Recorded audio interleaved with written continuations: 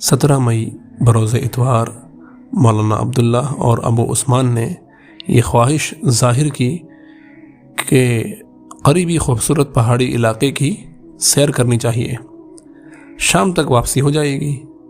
فقیر نے کہا بہت اچھا۔ حدیث پاک میں آیا ہے کہ نبی علیہ السلام کو پانی والی اور سرسبز و شاداب جگہیں بہت پسند تھی۔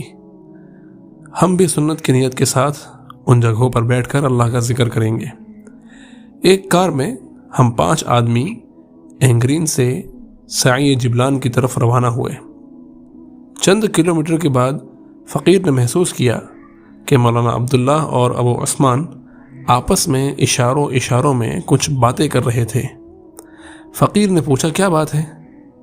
مولانا عبداللہ نے کہا کہ حضرت، ابو عثمان نے گھر میں بہت سا کھانا تیار کروایا تھا، غلطی سے ساتھ لینا یاد نہیں رہا، سارا دن بھوکا رہنا پڑے گا، اس سے بہتر ہے کہ ہم واپس جا کر وہ کھانا لے آئیں۔ فقیر نے کہا مولانا، ہمارا رزق اللہ تعالیٰ کے ذمہ ہے، وہ کھانا انشاءاللہ ہم واپس آ کر کھائیں گے۔ مولانا نے پوچھا مگر جہاں جا رہے ہیں وہاں کیا بنے گا؟ فقیر نے کہا کار ساز ماں بفکر کار ماں، فکر ماں در کار ماں آزار ماں، یعنی ہمارا کار ساز ہمارے کام کی فکر میں ہے اور اپنے کام میں ہماری فکر تو باعث رنج ہے۔ مولانا یہ شعر سن کر بہت محظوظ ہوئے مگر کہنے لگے کہ حضرت آج بہت مجاہدہ ہوگا۔ فقیر نے کہا مولانا، ہم من و سلوہ کھانے والے فقراء ہیں، اللہ تعالیٰ نے آج تک اپنی رحمت کے نظارے دکھائے ہیں، اب بھی وہی رزق پہنچائے گا۔ مولانا یہ سن کر خاموش تو ہو گئے مگر ان کے چہرے پر پریشانی کے آثار نمایاں تھے۔ دن کے 11 بجے ہم ایک پہاڑ کی خوبصورت چوٹی پر پہنچے۔ ہر طرف اونچے اونچے درخت، پھلوں اور پھولوں کی اتنی بہتات کہ جیسے کسی نے خود ہی درختوں سے لٹکا دیے ہیں۔ منظر اتنا خوبصورت کہ جیسے کسی نے کاغذ پر ڈرائنگ بنا دی ہے۔ بہتی ہوئی آبشاروں اور مرغزاروں نے ماحول کے حسن کو دلہن کی طرح سجا دیا تھا۔ معطر فضا سے دل و دماغ کو فرحت نصیب ہو رہی تھی۔ معطر فضا یعنی خوشبودار ہوا۔ مولانا عبداللہ نے فقیر کی طرف دیکھ کر کہا حضرت، یہ جگہ کتنی خوبصورت ہے۔ فقیر نے جواب میں درجے ذیل اشعار پڑھ دیے۔ چاند تاروں میں تو، مرغزاروں میں تو اے خدایا، کس نے تیری حقیقت کو پایا، تو نہاں تیرا جلوہ آیا ہے، تیری ہستی کا مظہر جہاں ہے، پھول میں مثل بو چھپ کے بیٹھا ہے تو اے خدایا، بحر عصیاں سے مولا بچا لے دل کی کشتی ہے تیرے حوالے، تو ہی غفار ہے تو ہی ستار ہے اے خدایا، کس نے تیری حقیقت کو پایا۔ سب ساتھیوں نے جھوم جھوم کر اشعار سنے۔ مولانا نے کہا حضرت، یہاں تھوڑی دیر آرام کرنے کے لیے خیمے بنے ہوئے ہیں، ان میں سے کوئی ایک ہم کرایہ پر لے لیتے ہیں۔ فقیر نے کہا بہت اچھا۔ جب آگے بڑھے تو دیکھا کہ ریسٹورنٹ بنا ہوا ہے، سرکاری ریسٹ ہاؤس بھی ہے، کھیلوں کے لیے ہموار کھیل گراؤنڈ بھی ہے اور ٹورسٹ کے آرام کے لیے خیمے بھی لگے ہوئے ہیں۔ فقیر نے 1-2 خیموں کے دروازے کھول کر دیکھا تو اندر سے شراب کی بدبو کے بھپکے اٹھ رہے تھے۔ ہر خیمے میں 2 بستر لگے ہوئے تھے۔ مولانا نے بتایا حضرت، ٹورسٹ لوگ یہاں عیاشی کے لیے آتے ہیں، نیچے والے ریسٹورنٹ سے انہیں نوجوان لڑکیاں مل جاتی ہیں جن کے ساتھ وہ یہاں وقت گزارتے ہیں۔ آپ کو سچ بتائیں تو ہماری نظر میں کوئی بھی خیمہ پاک صاف نہیں ملے گا۔ فقیر نے کہا ہرگز نہیں، ہمارا پروردگار ہمارے لیے ضرور کوئی سبیل پیدا فرمائے گا، یعنی کوئی راستہ پیدا کرے گا۔ اتنا کہنا تھا کہ ایک آدمی قریب آیا اور پوچھنے لگا کہ کیا آپ کو کوئی خیمہ چاہیے؟ فقیر نے کہا ہاں، مگر پاک صاف ہو۔ اس نے کہا کہ ایک خیمہ کاریگر نے ابھی چند منٹ پہلے ہی مکمل کیا ہے، آپ کو وہ مل جائے گا۔ جب وہاں جا کر دیکھا تو صاف ستھرے بستر اور بالکل نیا خیمہ موجود تھا۔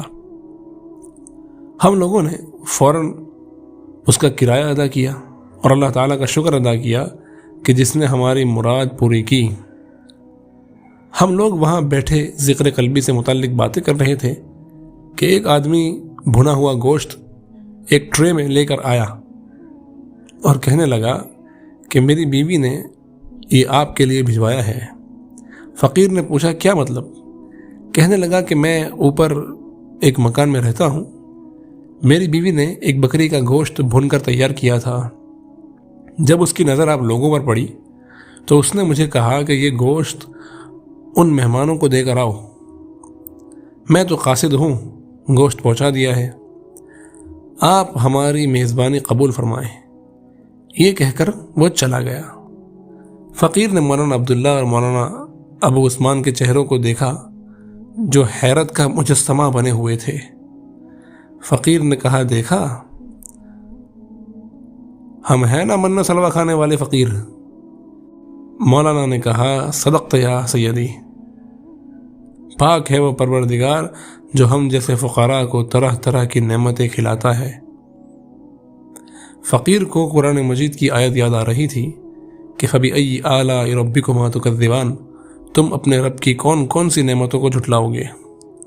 تھوڑی دیر میں کچھ لوگ ملاقات کے لیے آ گئے۔ مقامی لوگوں کی زبانی یہ معلوم ہوا کہ یہ علاقہ ماضی میں بڑے علماء و صلحاء کا مسکن رہا ہے۔ یہاں کے ملا رفیع الدین 40 سال تک بخارا کے مدارس میں پڑھاتے رہے ہیں۔ یہاں کے علماء کو روسی انقلاب کے وقت یا تو قید کر دیا گیا یا پھر نقل مکانی پر مجبور کر دیا گیا۔ ان کی اولادیں اب بھی قریبی بستی میں آباد تھیں۔ آزادی کے بعد وہ لوگ دین پر عمل کرنے والے بن گئے۔ ہماری ان باتوں کے دوران ایک آدمی شوربے سے بھرے پیالے لایا، ساتھ ہی علاقے کی لذیذ دہی بھی لایا۔ ہم لوگوں کو خوب بھوک لگی ہوئی تھی، ہم نے خوب پیٹ بھر کر کھایا۔ فقیر نے مولانا عبداللہ اور ابو عثمان سے کہا کہ آپ ضیوف الرحمن ہیں، یعنی اللہ کے مہمان ہیں، خوب سیر ہو کر کھائیں اور جس کا کھائیں اسی کے گیت گائیں۔ کھانے کے بعد نماز ادا کر کے تھوڑی دیر قیلولہ کیا، اس کے بعد باہر کی سیر کو نکلے۔ مولانا عبداللہ نے آبشاریں دکھائیں کہ دیکھ کر مزہ ہی آ گیا۔ چشمے کا پانی، گرتی ہوئی آبشار اور پانی کے ساتھ ساتھ بل کھاتی لکڑی کی سیڑھی عجیب نظارہ تھا۔ فقیر نے سیڑھی سے تھوڑا نیچے اتر کر دیکھا تو ایک بڑی چٹان نظر آئی کہ جس کے دونوں اطراف سے پانی گزر کر جا رہا تھا۔ فقیر مع احباب، یعنی اپنے احباب کے ساتھ اس چٹان پر جا بیٹھا۔ پانی کی آواز میں اپنی دلکشی تھی۔ فقیر نے تحلیل لسانی کرنا شروع کیا۔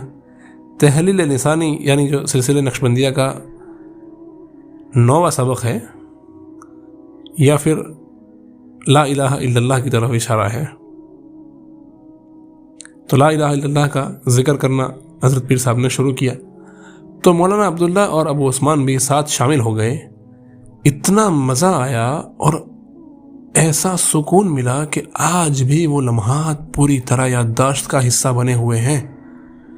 1 گھنٹہ وہاں بیٹھنے کے بعد ہم اوپر آئے اور کھیل کے میدانوں کی طرف چلے۔ ایک جگہ گھاس پر فقیر نے رومال بچھایا اور بیٹھ گیا، دوسرے لوگ بھی پاس پاس بیٹھ گئے۔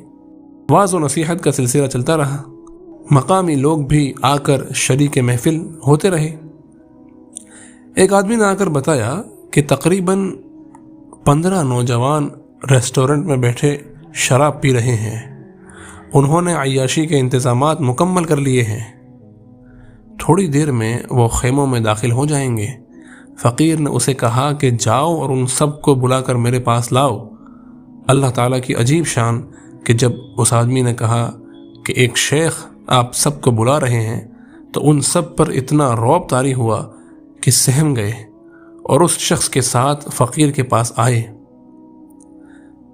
گو انہوں نے شراب پی رکھی تھی، تاہم ابھی نشہ رنگ نہیں لایا تھا۔ اور گرنے والا معاملہ نظر نہیں آ رہا تھا، فقیر پر محبت الہی کا اتنا غلبہ تھا کہ یوں دل چاہ رہا تھا کہ ان نوجوانوں پر توجہ ڈالوں تاکہ یہ عشق مجازی کی بجائے عشق حقیقی میں وقت گزاریں۔ فقیر نے ان کے سامنے قرآن پاک کی کچھ آیات تلاوت کی۔ قرآن ان نوجوانوں کے سینوں میں اتر گیا۔ فقیر نے جب انہیں کہا کہ گناہوں بھری زندگی سے توبہ کرو اور نیکی والی زندگی کو اختیار کرو، وہ سب نوجوان بیک زبان آمین کہنے لگے۔ مولانا عبداللہ نے کہا، حضرت عجیب بات ہے کہ یہ سب سچی توبہ کے لیے تیار ہیں۔ فقیر نے ان 15 شرابیوں کو بیعت کے کلمات پڑھائے اور ذکر و مراقبہ کا طریقہ بتلایا، ان کے لطیفہ قلب کی نشاندہی کر دی اور انہیں کہا کہ وہ سیدھے واپس اپنے گھروں کو جائیں۔ انہوں نے اسی وقت اپنی گاڑیوں کی طرف رخ کیا اور وہاں سے اپنے گھروں کی طرف روانہ ہوئے۔ مولانا عبداللہ کہنے لگے، حضرت یہ تو آپ کی کرامت ہے کہ اتنے لوگوں نے بیک وقت شراب سے توبہ کی اور عیاشی کی رقم ادا کرنے کے باوجود کافر ادا حسیناؤں کے ساتھ وقت گزارنے کی بجائے واپس چلے گئے۔ فقیر نے کہا، نشہ پلا کر گرانا تو سب کو آتا ہے، مزہ تو تب ہے کہ گرتوں کو تھام لے ساقی۔ یہ خبر جب سرکاری ریسٹ ہاؤس کے انچارج تک پہنچی تو وہ فقیر سے ملنے کے لیے حاضر ہوا اور کہنے لگا کہ آپ میری طرف سے ضیافت قبول فرمائیں۔ فقیر کی طبیعت شروع میں آمادہ نہ تھی، لیکن جب اس نے کہا کہ حضرت ہماری زندگی یہاں گزر گئی، ہر روز ہر وقت ہم نے لوگوں کو یہاں پر گناہ کرتے دیکھا تو سوچتے تھے کہ یہ زمین کا ٹکڑا سیاہ کیوں نہیں ہو جاتا۔ الحمدللہ آج آپ تشریف لائیں تو آپ نے ذکر و مراقبہ کیا، مزید برآں 15 نوجوانوں نے شراب پینے اور زنا کرنے سے توبہ کی، تو یہ واقعہ ہمارے لیے برہان ہے، یعنی دلیل ہے۔ ہم آپ کے راستے میں لیٹ جائیں گے، آپ چاہیں تو ہمارے سینے پر پاؤں رکھ کر گزر جائیں اور چاہیں تو ہماری دعوت قبول کر کے ہمارے دلوں کو خوش فرمائیں۔ فقیر نے کہا کہ آپ کو بات کرنے کا خوب ڈھنگ آتا ہے۔ اس نے کہا کہ جی ہاں، جیسے آپ کو دل موہ لینے کا ڈھنگ آتا ہے۔ حاضرین محفل کھلکھلا کر ہنس پڑے۔ جب ریسٹ ہاؤس میں پہنچے تو ایسے شان و شوقت سے کھانا سجایا گیا تھا کہ جیسے کسی مملکت کا بادشاہ دورے پر آیا ہو۔ کھانے میں بھنا ہوا گوشت، شوربہ، پلاؤ، ابلا ہوا گوشت، میوے، پھل، غرض ہر چیز موجود تھی۔ مولانا عبداللہ اور ابو عثمان کھانا کھانے کے دوران سبحان اللہ کہہ رہے تھے۔ فقیر نے کہا کہ اگر گھر کا پکا ہوا کھانا لاتے تو وہی کچھ ملتا، جب اللہ تعالیٰ پر بھروسہ کیا تو دیکھو کیا کیا نعمتیں کھائیں۔ کھانے سے فراغت پر واپسی کا سفر شروع کیا۔ مقامی لوگوں نے اپنے ایڈریس دیے اور فقیر کا ایڈریس نوٹ کیا اور کہا کہ آپ آئندہ جب بھی آئیں گے یہاں ضرور تشریف لائیں گے۔ جب ہم نے 1/3 سفر طے کر لیا تو دیکھا کہ سڑک پر ٹریفک رکی ہوئی ہے۔ مولانا عبداللہ نے باہر نکل کر معلوم کیا تو پتہ چلا کہ ایک اونچی پہاڑی کا کچھ حصہ سڑک پر گر گیا ہے۔ یہ سڑک پہاڑ کو کاٹ کاٹ کر بنائی گئی تھی۔ اس کے ایک طرف 70 فٹ نیچے دریا بہتا تھا، دوسری طرف پہاڑی چٹانیں تھیں۔ مولانا عبداللہ کئی ٹن وزنی چٹانوں کو دیکھ کر بہت گھبرا گئے۔ انہوں نے آ کر بتایا کہ راستہ بالکل بند ہے، کھلنے کے آثار بھی نظر نہیں آتے۔ یہ سن کر ہم لوگ بھی باہر آ گئے۔ ریت کے ٹیلوں کی مانند اونچی بڑی بڑی چٹانوں نے سڑک کو مکمل طور پر بند کر دیا تھا، حتیٰ کہ پیدل چلنے والوں کے لیے بھی گزرنے کا راستہ نہیں تھا۔ تقریباً 15 منٹ اسی شش و پنج میں گزر گئے۔ اتنے میں ایک پولیس والا ملا۔ فقیر نے اس سے پوچھا کہ یہ راستہ کب کھلے گا؟ اس نے کہا کہ ہم نے کرینے اور بلڈوزر منگوائے ہیں، مگر میرا اندازہ ہے کہ ہمیں راستہ صاف کرنے میں 1 ہفتے کا وقت لگے گا۔ یہ سن کر مولانا عبداللہ بہت پریشان ہوئے اور کہنے لگے کہ گاڑی کے ڈرائیور نے لازمی گھر جانا ہے، یہ 1 ہفتہ یہاں رک نہیں سکتا۔ فقیر نے پوچھا کہ کوئی اور دوسرا راستہ یہاں سے انجینئرنگ کی طرف جاتا ہے؟ تو ڈرائیور نے کہا ہاں، اگر پیچھے جائیں تو ایک راستہ جاتا ہے، مگر وہ 100 کلومیٹر کی بجائے 250 کلومیٹر بنتا ہے۔ فقیر نے احباب سے کہا کہ اس ڈرائیور کو سامان سمیت اس راستے سے بھیج دیں، اور ہمارا اللہ مالک ہے، وہ ضرور کوئی نہ کوئی سبیل پیدا فرمائے گا۔ اب اس کے بعد حضرت پیر صاحب اور ان کے ساتھی اس مصیبت سے کیسے نکلے، وہ انشاءاللہ اگلے ایپیسوڈ میں بتایا جائے گا۔